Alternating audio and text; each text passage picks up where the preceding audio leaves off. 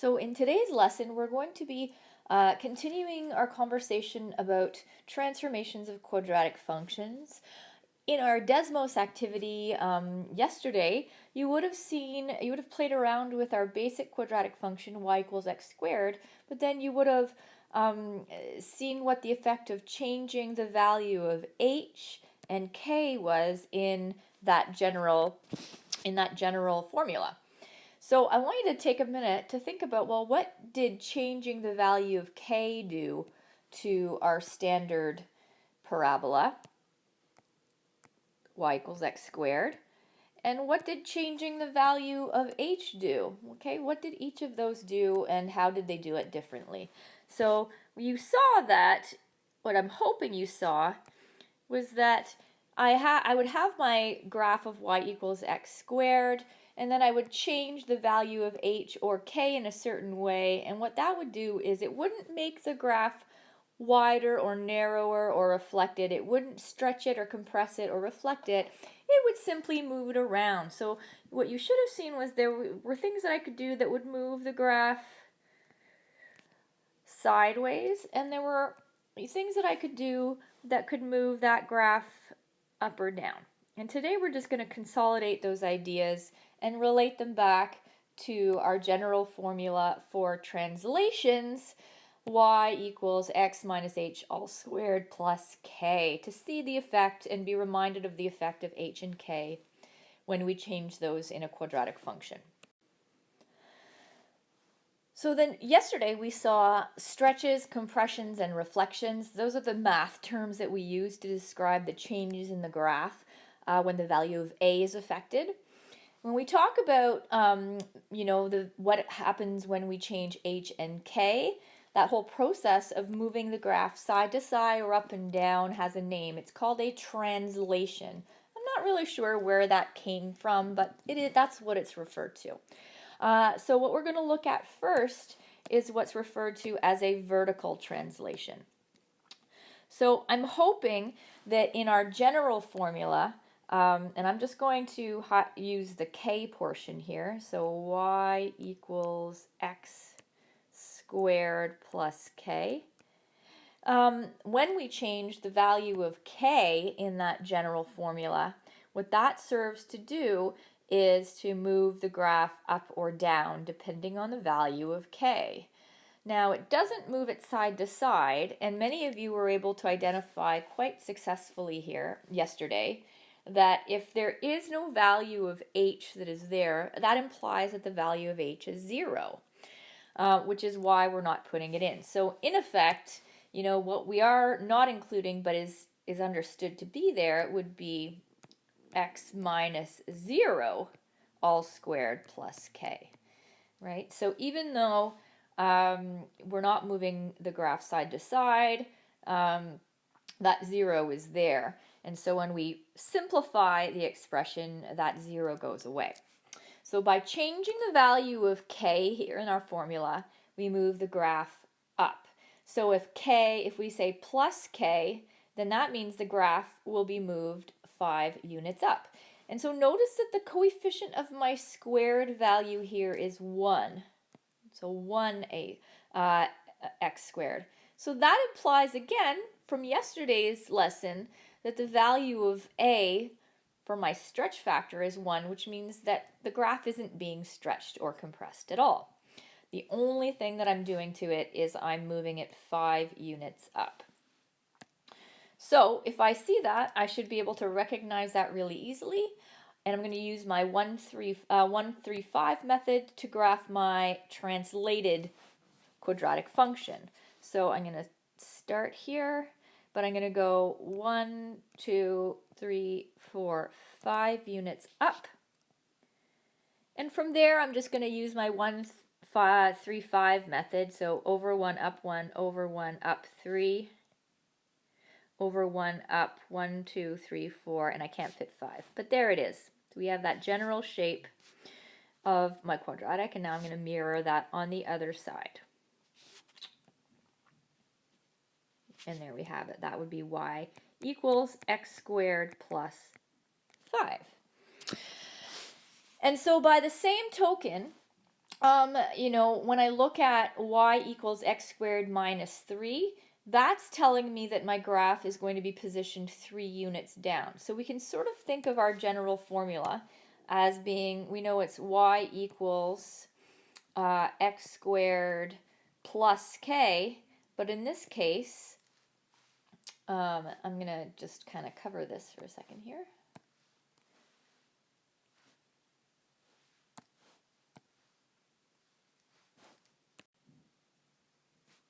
We can think of k as being equal to negative 3, right? So that if we were to plug that in, y equals x squared plus negative 3, which of course we can simplify to x squared minus 3, right?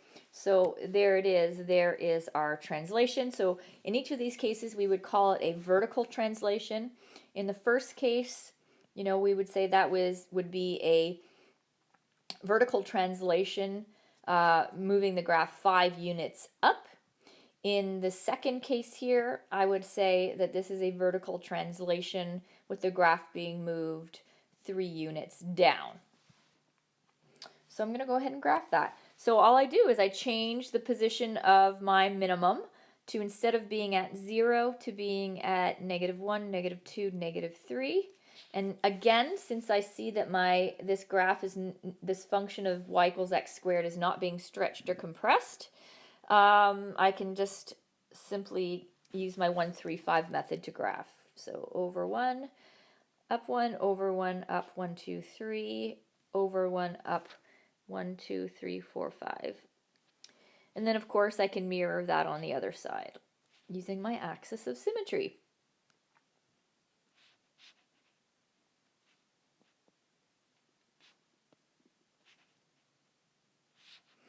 And draw a nice smooth curve, as smooth as I can do on this program at any rate.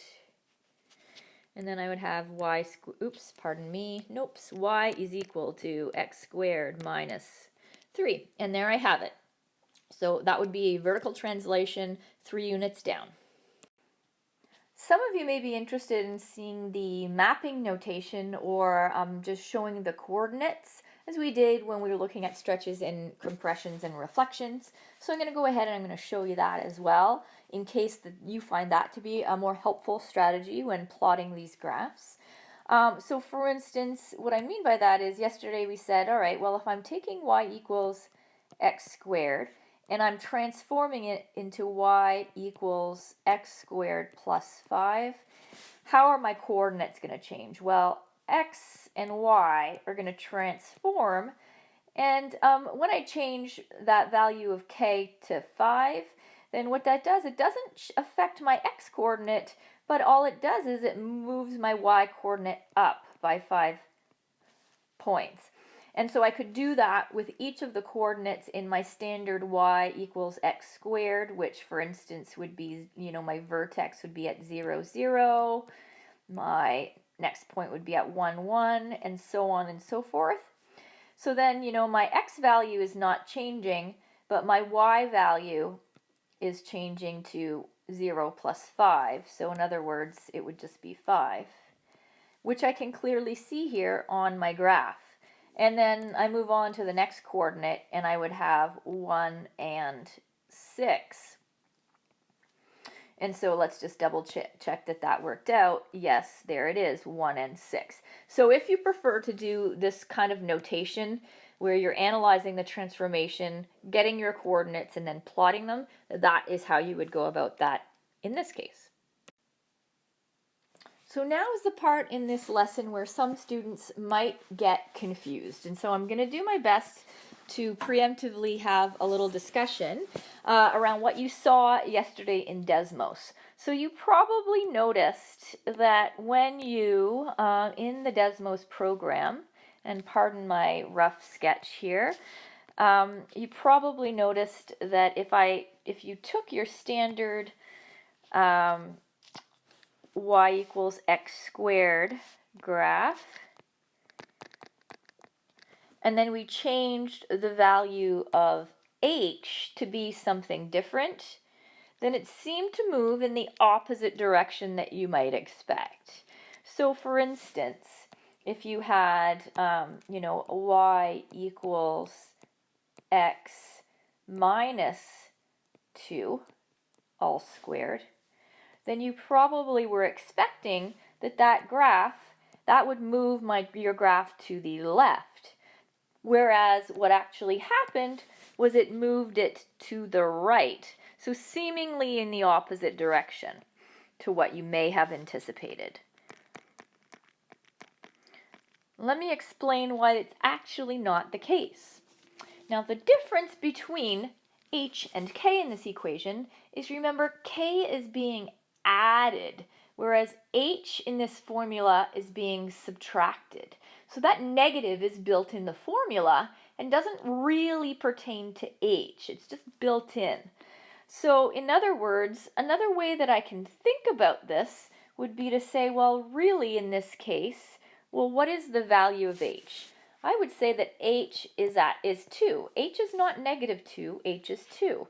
And my vertex ends up being at where my x-coordinate is 2. So let's see how this plays out in my equation if I sub that in. So y equals x minus h all squared. And of course here we haven't written it, but k would be 0. So plus k. And so I'm going to go ahead and sub that in. So y is equal to x minus whatever h is. So since h is positive, it just gets subbed in and then plus 0, which gives us, of course, what we started with here. Right? Let me look at the opposite scenario. I'm going to create a little box here to block some of this out. Let's look at a slightly different scenario. Let's look at the scenario where instead I have y equals x plus 3 all squared. Well, again, yesterday you may have anticipated that would indicate that the graph would move to the right by 3 units, but hopefully you saw that it didn't. It moved it to the left instead. So your graph ended up being moved to the left by 3 units, right? Well, in this case, we would say that the value of h would be negative 3. And you're saying, well, why is it a positive then? Well, how does that work? Well, this is how. Let me plug it into our general formula.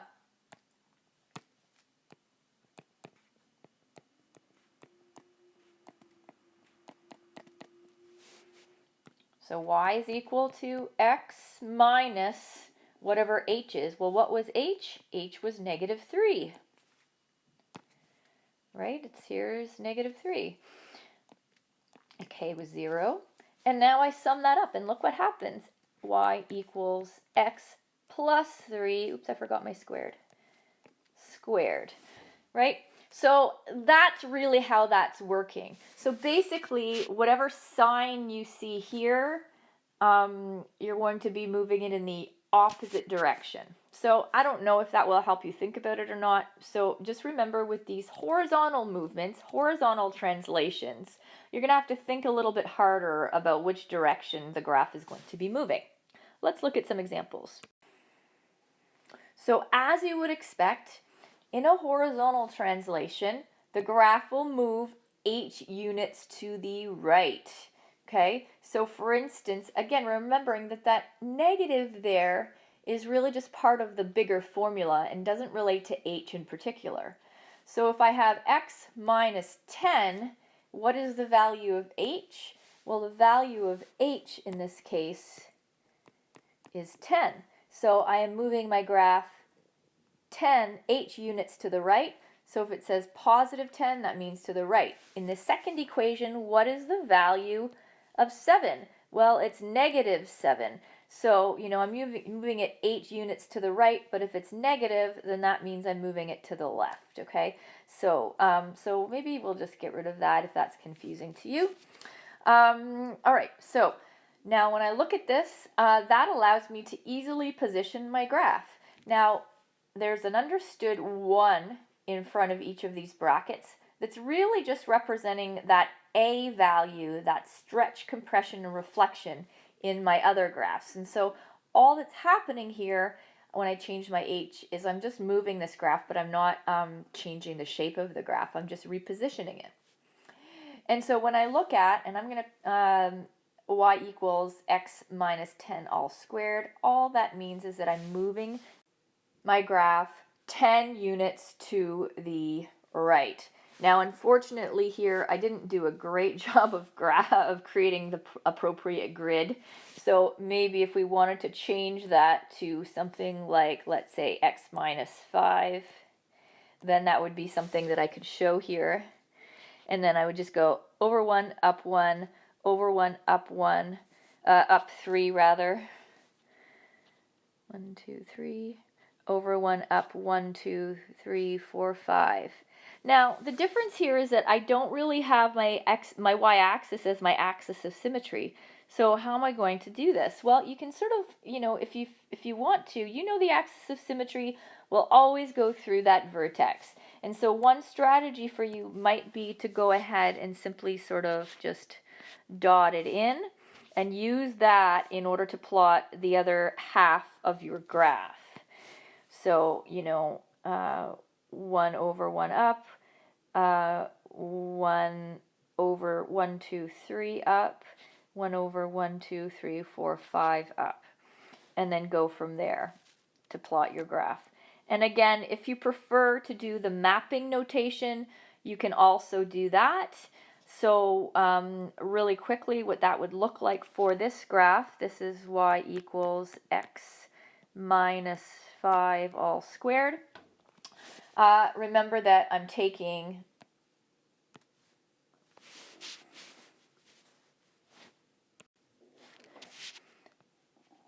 y equals x squared, and I'm transforming it into y equals x minus 5 all squared. So in this case, I do affect my x coordinate. So my x and my y transforms so that I end up with x plus 5 and y. Okay, remember, because the value of h was actually 5, it's actually positive 5, which is why I'm adding 5. And we can see that very clearly in the graph here. So by the same token, if I look at my second function here, y equals x plus 7 all squared, this is telling me that my graph is going to move 7 units to the left. But it's not going to take on a different shape. It's going to have the same shape, generally speaking, but I'm simply starting with my vertex at -7 and then building my parabola from there. There I have it.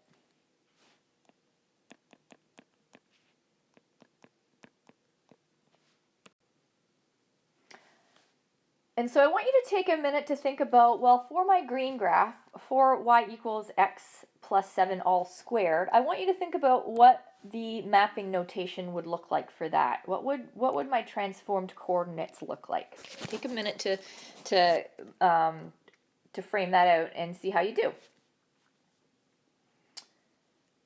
All right, so I'm going to do that for you for my green graph, and this is for, again, y equals x plus 7 all squared.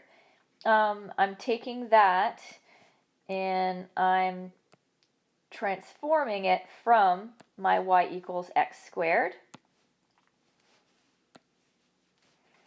So what would be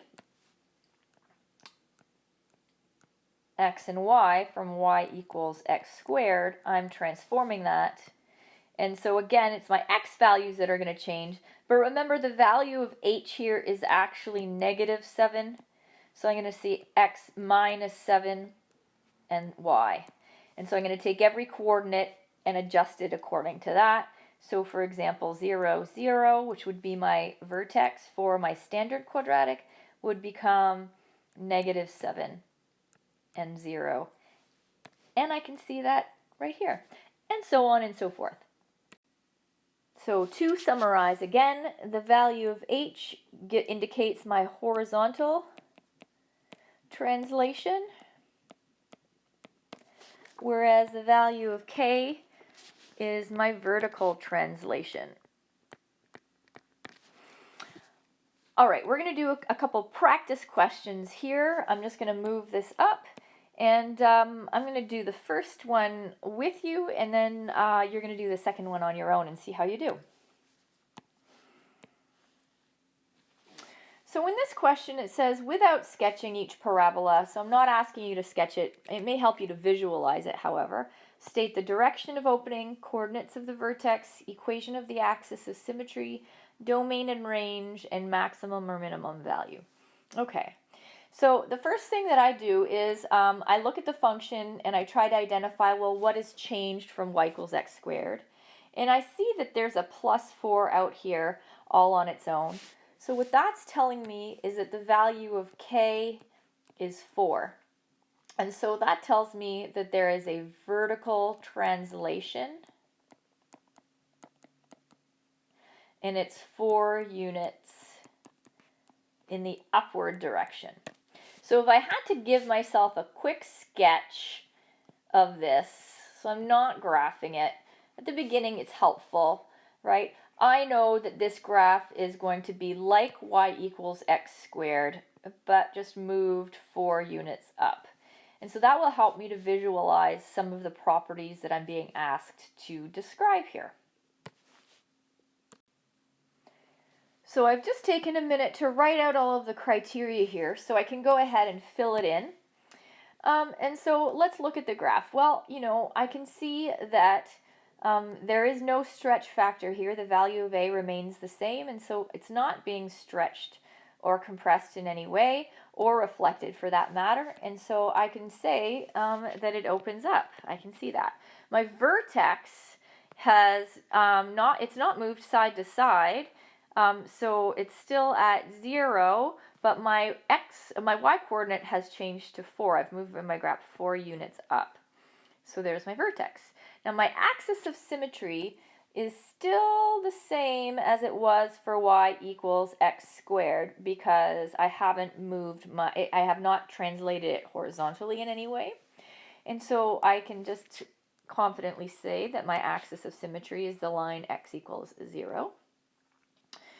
Now remember, domain describes all of the potential x values for this graph, and so I can see that the graph is going to continue to widen in the positive and negative x direction. So my domain is going to include, I'm going to say x is such that x belongs to the set of real numbers. But I can see that there's a minimum value here for my y, and that is at y equals 4. So that is a restriction on my domain that I have to, on my range that I'm going to have to indicate. Right? So y is such that y belongs to the set of real numbers, but y has to be greater than or equal to 4. And so again, that also tells me that I have a minimum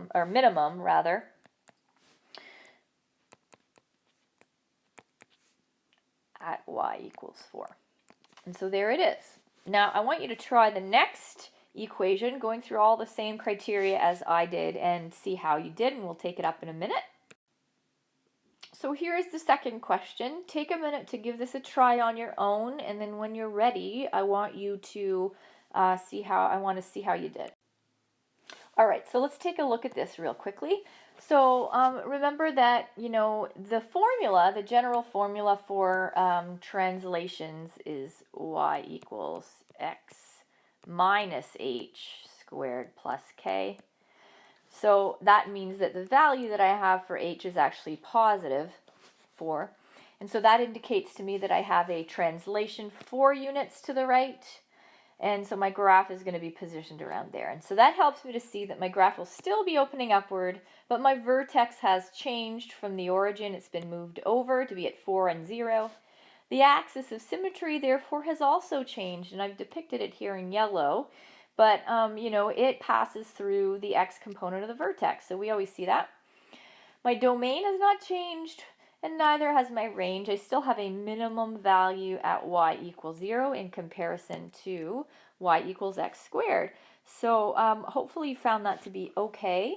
I'm going to be giving you some homework questions to practice in order to solidify your understanding of this, because in the next lesson we're going to be putting all of these concepts together. So solidify these before we move forward.